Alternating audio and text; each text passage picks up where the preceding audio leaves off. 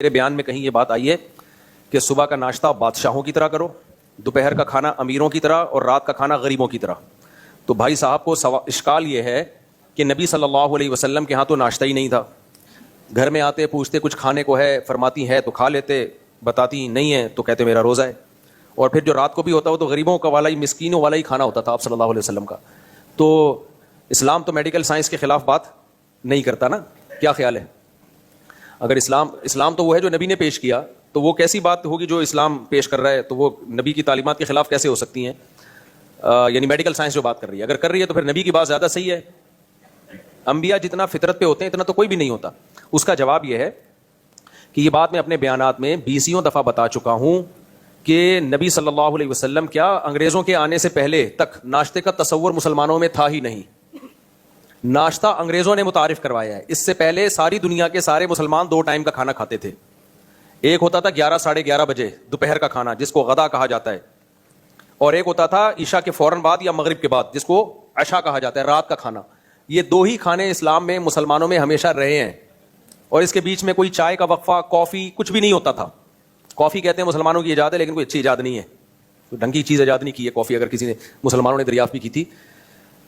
تو یہ جو سیٹ اپ چلا آ رہا تھا نا صدیوں سے، ہمارے شیخ حضرت مفتی رشید احمد صاحب فرمایا کرتے تھے کہ ہم نے ہندوستان میں ناشتہ دیکھا ہی نہیں تھا، دوپہر کا کھانا رات کا. افغانستان میں بھی ایسا ہی، کوئٹہ ووئٹہ سب جگہ انگریز جہاں بھی گیا ہے نا کچھ نہ کچھ الٹا پلٹا کر کے گیا ہے. وہ کچھ اچھا بھی کیا، اس نے سڑکیں وڑکیں بنا دی، لیکن وہ تو ظاہر ہے پیسہ ہوگا تو سڑکیں بنیں گی وہ، اور جتنی بنائی ہیں اس سے زیادہ کھائی ہیں اس نے. ہندوستان میں لوگ کہتے ہیں انگریز آیا تھا ٹرینوں کا جال بچھا دیا. بھائی صاحب اگر انگریز نہ آتا تو بھی ٹرینوں کا جال بچ جاتا وہ، اور آج یورپ والی ٹرینیں چل رہی ہوتی. انگریز نے جتنا انویسٹ کیا نا ہندوستان پہ، سارا گولڈ لے کے وہ چلا گیا تھا برطانیہ. تو کھایا زیادہ ہے، لگایا بہت کم ہے. تو اس لیے اتنی زیادہ انگریزوں کی تعریف ہمارے سامنے نہ کیا کرو. تو ناشتہ بھی وہ لے کر آیا، چائے بھی وہ لے کر آیا، نشہ بھی وہ لے کر آیا، ڈرگس بھی وہ لے کر آیا. اب لوگ 3 ٹائم کھا کے مستنڈے بن رہے ہیں. ناشتہ کرتے ہیں، پھر کھانا کھاتے ہیں، پھر رات کا کھانا کھاتے ہیں. پھر کچھ حکیموں نے بھی ناشتے کو، ناشتہ بہت ضروری ہے، کچھ بھی ضروری نہیں ہے ناشتہ واشتہ، سمجھ رہے ہو؟ تو یہ جو ہے نا کہ ناشتہ بادشاہوں کی طرح کرو، یہ اس صورت میں ہے کہ اگر آپ نے کرنا ہی ہے، آپ نے 3 ٹائم کھانا کھانا ہی ہے جو کہ لوگ کھا رہے ہیں، تو پھر اس میں یہ ہے کہ چونکہ صبح کے وقت آپ کا میٹابولزم بہت فاسٹ ہوتا ہے، اس وقت بھاری بھرکم غذائیں ہضم ہو جاتی ہیں. اگر کرنا ہی ہے ناشتہ تو سب سے سپیریئر چیز پھر کیا ہونی چاہیے؟ ناشتہ. دوپہر بھی سن لائٹ ہوتی ہے، تو سن لائٹ میں جو کھایا جاتا ہے دوپہر میں وہ بھی فیٹ بہت زیادہ نہیں بنتا. رات کو جو آپ کھا رہے ہیں نا وہ تو جب سو جائیں گے نا آپ تو وہ یوٹیلائز تھوڑا ہی ہو رہا ہے، اس میں بیماریوں کا خطرہ زیادہ ہے. تو یہ ان لوگوں کے لیے کہا جاتا ہے جن کم بختوں نے، مجھ سمیت، میں بھی کرتا ہوں ناشتہ، لیکن دوپہر کا کھانا سردیوں میں نہیں کھاتا. میں کھاتا ہوں تو پھر رات کو کم کر دیتا ہوں. تو یہ ان کم بختوں کے لیے جو ہم جیسے نالائق لوگ ہیں، ان کے لیے اصول یہ ہے کہ اگر انہوں نے ناشتہ کرنا ہی ہے، دوپہر کھانا بھی کھانا ہے، رات بھی کھانا ہے، تو بھئی رات کو بہت ہلکا کر دو، دوپہر تھوڑا سا بہتر کر دو. اگر پھوڑنا پھاڑنا ہی ہے تو صبح کے ٹائم پہ پھوڑو. پھوڑنا پھاڑنا ہی ہے، کھاتے تھوڑی ہیں، ابھی پھوڑتے ہیں نا. کیا ہو گیا آپ لوگ کو سمجھ میں نہیں آ رہا؟ ہم لوگ کھانا کھاتے ہیں یا کھانا پھوڑتے ہیں؟ تو یہ پھوڑنا پھاڑنا صبح ہونا چاہیے. ہم لوگ پھوڑ پھاڑ رہے ہیں رات کو. شادیوں میں نان اور مرغو مسلم اور بیف بریانی، چکن بریانی اور چکن تکے اور بیف بوٹی، یہ سب پھوڑا کب جا رہا ہے؟ اور روٹی بھی نہیں ہوتی نا، وہ ہوتی ہے تافتان ہوتے ہیں بالکل، یعنی کاربوہائیڈریٹ کا کنستر، اور اس میں وہ بھی نہیں ہے، یعنی میدے کے بنے ہوئے ہوتے ہیں. پروٹین تو زیرو ہے نا اس میں. کیا ہے پروٹین اس میں؟ وہ کھاتے ہیں رات کو اور پھر سوتے ہیں، اور ایک دن صبح اٹھتے ہی نہیں ہے. پولیس بھی آتی ہے اٹھانے کے لیے، نہیں اٹھتے. تو یہ ان لوگوں کے لیے کہا جاتا ہے کہ بھائی جنہوں نے کھانا ہی ہے تو وہ اپنی پھوڑنا ہی ہے، تو سب سے زیادہ اگر پھوڑنا ہی ہے تو صبح کے ٹائم پہ پھوڑیں گے. اس کے نقصانات بھی ہوں گے مگر کم ہوں گے. دوپہر کو پھوڑنے کے بھی نقصانات ہوتے ہیں مگر نسبتاً کم ہوتے ہیں. سب سے زیادہ باڈی ڈیمیج ہوتی ہے رات کو پھوڑنے پھاڑنے سے. اور یہ رات کو پھوڑنے کا مطلب ہے کارب والی چیز، جو فل کارب ڈائٹ ہے وہ لینا. چاول، روٹی، یہی چیزیں تو ہم کھا رہے ہیں نا. تو رات کو تو آپ ہلکا پھلکا کھایا کریں، اور وہ بھی پروٹین والی چیزیں زیادہ لیں رات کو. اب نبی صلی اللہ علیہ وسلم کی جو سیرت تھی، جس میں ہم دیکھتے ہیں کہ آپ گھر پہ آتے، ہوتا کھا لیتے، نہیں ہوتا نہیں کھاتے. بھائی صحت کا سب سے بہتر اصول ہی یہی ہے، بھوکا رہو. جب شدید بھوک لگے تو کھاؤ آپ. یہ تو ساری دنیا کے سارے سائنٹسٹ اس پہ متفق ہیں. لیکن آپ کا یہ جو اشکال ہے کہ نبی صلی اللہ علیہ وسلم کی خوراک تو مسکینوں والی خوراک تھی، یہ بات غلط ہے. ہمارے نبی کی خوراک بہت، صرف خاندانی نہیں بلکہ بہت خاندانی تھی. جس کو ہم غریبوں والی خوراک کہتے ہیں، آج میڈیکل سائنس نے ثابت کر دیا کہ وہ غریبوں والی نہیں ہے. اصل میں غریب جو خوراک کھا رہا ہے وہ امیروں والی ہے، امیر جو کھا رہا ہے وہ کس کی والی ہے؟ وہ غریبوں والی خوراک. سمجھتا ہے کہ نہیں سمجھتا؟ اب میں بتاتا ہوں ہمارے نبی نے کیا کیا کھایا ہے. ہمارے نبی نے جو قرآن نے جن خوراکوں کو پروموٹ کیا ہے، قرآن اور نبی تو تعلیمات کے لحاظ سے ایک ہی چیز کے 2 نام ہے نا. قرآن میں برگر کا تذکرہ ہے؟ کہیں اللہ نے برگر کی قسم کھائی ہو؟ قسم ہے کولڈ ڈرنک کی، قسم ہے شربت کی، قسم ہے بریانی کی. قرآن نے قسم کھائی والتین والزیتون، قسم ہے انجیر کی. تو پروموٹ کس کو کیا قرآن نے؟ انجیر. آپ انجیر کے فضائل دیکھ لو جا کے، ایسی خاندانی خوراک ہے یار، اپنے خرچے پہ کھا لیا کرو. بہت سی چیزیں میٹھی ہوتی ہیں، شوگر کم ہوتی ہے اس میں، مٹھاس پوری آئے گی. جیسے گڑ میٹھا ہے، شوگر اس میں چینی سے کم ہے اس میں بھی بہت ہے، ایسا نہ گڑ پھوڑنا شروع کر دیں، لیکن چینی سے بہت کم ہے، لیکن میٹھا ویسا ہی ہوتا ہے. کیا خیال ہے بھائی؟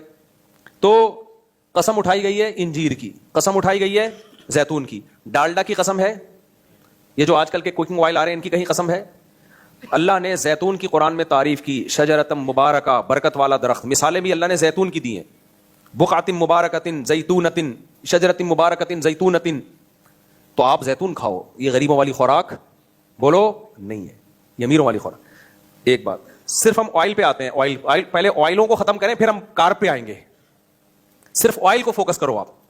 اللہ تعالیٰ نے قرآن میں ارشاد فرمایا کہ ہم نے یہودیوں پر چربی کو حرام کر دیا تھا. وحرمنا علیہم شحومہما، یہودیوں کو کہا تھا کہ اونٹ اور گائے کا صرف گوشت کھانا ہے، دمبے کا گوشت کھانا ہے، چربی کو ہاتھ نہیں لگانا. کیوں؟ کیا اس چربی سے فیٹ پیدا ہو رہا ہے، اس سے بیماریاں آ رہی ہیں؟ نہ، اللہ کو یہودیوں سے اتنی محبت نہیں تھی کہ اللہ ان کو صحت دینا چاہتے تھے. اللہ نے کہا تم سے اتنے بڑے بڑے جرم ہوئے ہیں کم بختوں، اتنے بڑے بڑے گناہ کیے ہیں، صرف گوشت کو ہاتھ لگاؤ، جانور کے فیٹ کے قریب بولو مت جانا. چربی کھانے کی تمہیں اجازت نہیں ہے، چربی صرف نیک لوگ کھائیں گے، برے لوگ چربی بولو نہیں کھائیں گے. سمجھ میں آئی بات؟ اس سے پتا چلتا ہے بھائی چربی میں کچھ تو تھا. چربی کھانے والا 4 شادیاں کرتا ہے، نہیں تو جذبہ اس میں 4 شادیوں کا پیدا ہو جاتا ہے. یہ اینیمل فیٹ ہے. آپ میڈیکل سائنس کی رپورٹیں پڑھو، جو صحیح ڈاکٹر ہیں، جو محقق ہیں، ہر ڈاکٹر محقق نہیں ہوتا، تو فطرت سے پوچھتے ہیں، فطرت سے، نیچر سے پوچھتے ہیں. ہمارے نبی نے اونٹ کی چربی استعمال کی ہے. عرب میں نا شاعری میں، عرب کی جو شاعری ہے، جو زمانہ جاہلیت کی شاعری ہے، اس میں ایک شاعر نے بتایا کہ میری کزنوں نے، چچا زاد بہنوں نے مجھے کہا کہ بھائی یہ تم جو ہے نا اتنا بڑا اونٹ کھڑا ہوا ہے، تم سخاوت نہیں دکھا رہے. کہہ رہے میں نے اونٹ کو نہار کیا. پھر چربی کا اس نے خاص تذکرہ کیا اپنی شاعری میں. اونٹ کی سفید چربی بہت زبردست ہوتی ہے. میں نے ایک دفعہ اس کا گھی نکالا تھا اونٹ کی چربی کا، ہلکا سا کوکنگ کر کے نا، ایسا بہترین، کوئی اسمیل نہیں ہوتی، اتنا مزے کا ہوتا ہے وہ، لیکن لوگ نہیں کھاتے. اب یہ جو دمبا ہے، اللہ تعالیٰ نے چکی والے دمبا، پورا گھی کا ڈبہ اس کے پیچھے لگا دیا. کیا خیال ہے کہ نہیں ہے؟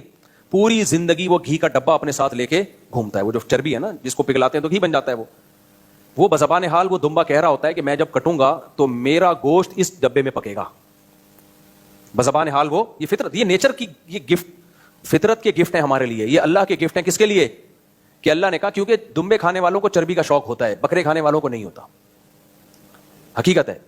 اور دمبے اکثر سرد علاقوں میں ہوتے ہیں، دمبے میں گرم علاقوں میں نہیں رہ پاتا، تبھی اس کے بال بار بار صاف کرنے پڑے. اللہ نے اس کو قدرتی سویٹر پہنایا ہوا ہے یہ بتانے کے لیے کہ ٹھنڈے علاقوں کیا ہے، اور ٹھنڈے لوگ اسی ٹھنڈے علاقوں کے لوگ یہ کھائیں گے اور فیٹ میں پکے گا. تو اللہ میاں نے اس کے پیچھے ایک چکی بنا کے پورا گھی کا ڈبہ چپکا دیا. ساری زندگی وہ گھی کا ڈبہ اٹھا کے گھومتا ہے کہ بھائی میں جب کٹوں گا تو میرا گوشت اسی میں پکے گا.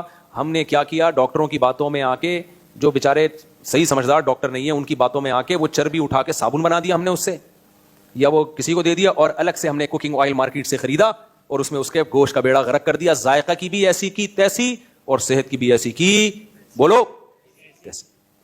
تو یہ غریبوں والی خوراک ڈالڈا ہے یا کوکنگ آئل ہے. ڈالڈا کو اسپیشلی، کوئی ڈالڈا پھر بھی نسبتاً بہت سے آئل سے بہتر ہے، ایک کمپنی ہے نا. باقی جو لوکل آئل بک رہے ہیں ان کا تو پتہ نہیں ڈیزل سے آئل بنا رہے ہیں بھائی، کس سے بنا رہے ہو کچھ پتہ نہیں ہے، کیا ڈال رہے ہیں اس میں. لوگ چمک دیکھتے ہیں اس. آپ چند دن میرے مشورے پہ چربی کھاؤ، پھر آپ اپنے رنگ دیکھو اور آپ اپنا کلر دیکھو، اور بچوں کو کھلاؤ ایسے دمبے جیسے ہو جائیں گے، مسٹنڈے دمبے جیسے ہو جائیں. ہاں بعض ڈاکٹر آپ کو منع کریں گے، دل کی بیماریاں آتی ہیں فلاں، وہ ان لوگوں کی آتی ہیں جو ہارڈ ورکنگ کرتے نہیں ہیں، خوراک کھا رہے ہیں ببر شیر والی اور حرکتیں بکریوں والی کر رہے ہیں. تو جب شیر جیسی خوراکیں کھائی جاتی ہیں تو آپ کا لائف اسٹائل بھی کیسا ہوتا ہے؟ شیر جیسا ہوتا ہے. شیر دھاڑتا ہے، دوڑتا ہے، جھپٹتا ہے، کھا پی کے پھر مسنڈے ہو کے پڑا بھی محنت کرتا ہے، پھر لائف میں انجوائے بھی کرتا ہے. لیکن ایسا ہی نہیں ہے کہ پڑے پڑے زندگی گزار دے. تو جن لوگوں نے ورزش نہیں کرنی، بھاگنا دوڑنا نہیں ہے، ہارڈ ورکنگ نہیں ہے، پڑے ہوئے ہیں، تو وہ تو بھائی چربی کھا کے مریں گے. لیکن اس میں پھر چربی کا قصور نہیں ہے، دمبے کا قصور نہیں ہے، اس میں آپ کے لائف اسٹائل کا قصور ہے. وہ تو کچھ بھی کھائیں گے تو مریں گے آپ. تو یہ اسلام نے خوراک بتائی ہمیں.